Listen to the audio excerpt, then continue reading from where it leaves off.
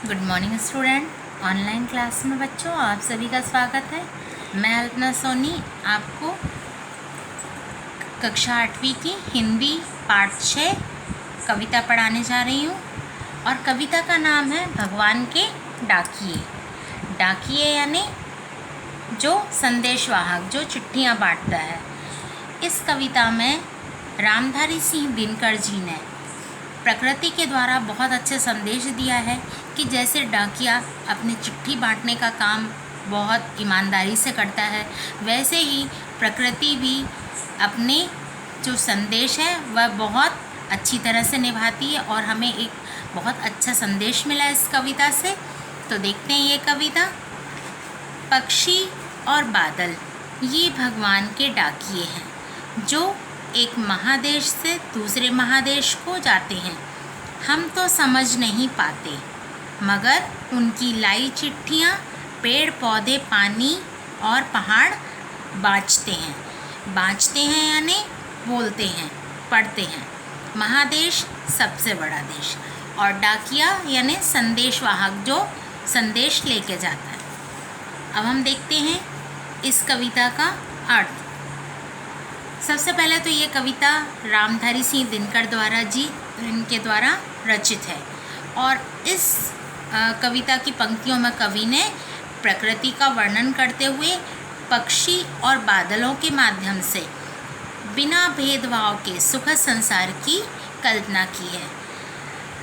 कवि पक्षी और बादल को शांतिवाहक दूत की संज्ञा देते हुए कहते हैं, यानी जैसे डाकिया अपना कार्य करता है वैसे ही ये भी एक दूत की तरह कार्य करते हैं कि पक्षी और बादल को भगवान ने बनाया है और वे डाकिए का काम करते हैं। पक्षी अपना संदेश एक देश से दूसरे देश को पहुंचाते हैं, वैसे ही बादल भी पानी और बरसात के द्वारा अपना संदेश एक देश से दूसरे देश को पहुंचाते हैं।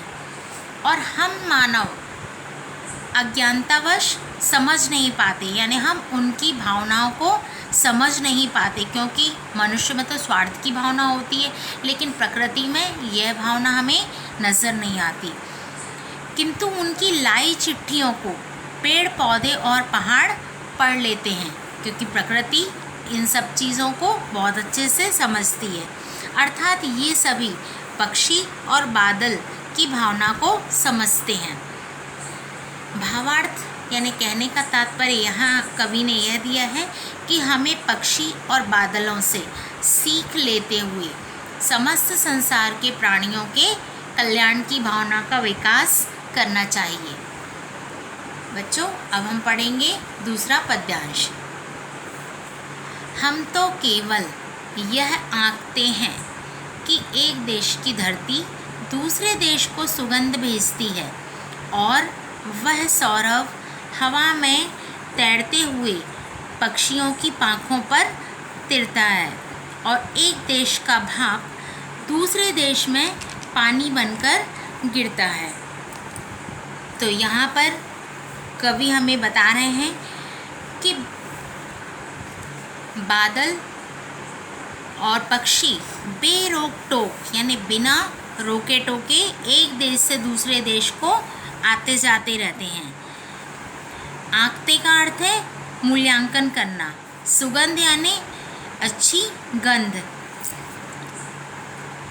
वहाँ फूलों से उठने वाली सुगंध और माटी की महक को हवा में उड़ाते हुए दूर तक ले जाते हैं।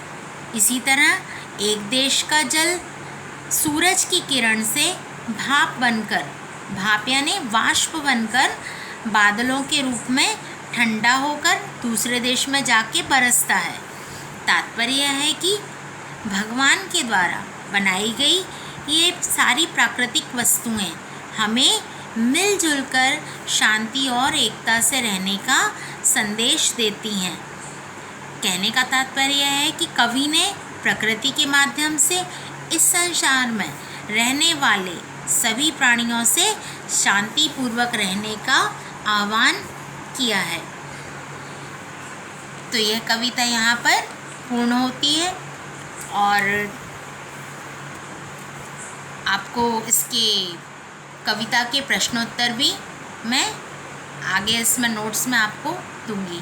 बच्चों, धन्यवाद।